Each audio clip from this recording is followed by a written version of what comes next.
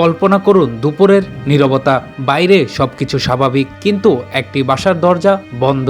ভেতরে কি ঘটেছে কেউ জানে না। কিছুক্ষণ পর দরজা খুলতেই দেখা গেল মেঝেতে পড়ে আছে এক তরুণীর নিথর দেহ। সেই তরুণী আর কেউ নন, একটি স্বপ্ন নিয়ে বিশ্ববিদ্যালয়ে পড়তে আসা এক শিক্ষার্থী। ঢাকার সাভারের ইসলামপুর এলাকায় এই ভয়ঙ্কর ঘটনাটি ঘটেছে, যেখানে একটি ভাড়া বাসা থেকে উদ্ধার করা হয়েছে জাহাঙ্গীরনগর বিশ্ববিদ্যালয়ের শিক্ষার্থী শারমিন জাহানের নিথর দেহ। কিভাবে মুহূর্তের মধ্যে একটি স্বাভাবিক দিন পরিণত হলো রহস্যে ঘেরা মৃত্যুর ঘটনায়, সেই প্রশ্ন এখন ঘুরছে সবার মনে।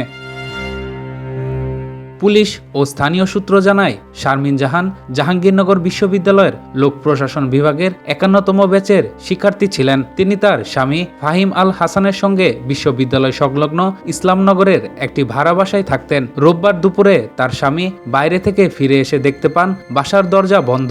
অনেক ডাকাডাকির পর কোনো সাড়া না পেয়ে বাড়িওয়ালার সাহায্যে ভিতরে ঢুকেন তিনি। আর তখনই চোখে পড়ে ভয়াবহ দৃশ্য।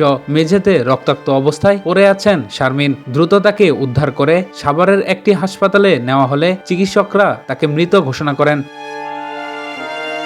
প্রাথমিক তদন্তে জানা গেছে শারমিনের মাথায় গুরুতর আঘাতের চিহ্ন ছিল। এই কারণেই ঘটনাটি ঘিরে তৈরি হয়েছে বড় ধরনের সন্দেহ। পুলিশ বলছে এটি একটি হত্যাকাণ্ড হতে পারে এবং পুরো ঘটনাটি খতিয়ে দেখা হচ্ছে। ইতিমধ্যে জিজ্ঞাসাবাদের জন্য শারমিনের স্বামীকে পুলিশ হেফাজতে নেওয়া হয়েছে বলে জানা গেছে।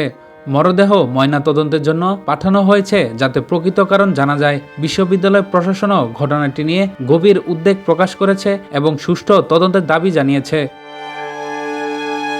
একটি স্বপ্ন, একটি পরিবার আর একটি ভবিষ্যৎ, সবকিছু যেন হঠাৎ থেমে গেল এই রহস্যময় মৃত্যুর ঘটনায়। যে মেয়েটি হয়তো ভবিষ্যতে সমাজের জন্য কাজ করার স্বপ্ন দেখছিল, তার জীবন শেষ হয়ে গেল একটি অজানা ঘটনার মধ্য দিয়ে। এখন সবার প্রশ্ন, এই মৃত্যুর পেছনে আসলে কি লুকিয়ে আছে? এটি কি নিছক দুর্ঘটনা নাকি একটি পরিকল্পিত হত্যাকাণ্ড? তদন্ত শেষ না হওয়া পর্যন্ত হয়তো উত্তর মিলবে না, কিন্তু একটি বিষয় নিশ্চিত, একজন মেধাবী শিক্ষার্থীর অকাল মৃত্যু আবারও নিরাপত্তা ও মানবিকতার প্রশ্ন তুলে দিয়েছে আমাদের সমাজের সামনে।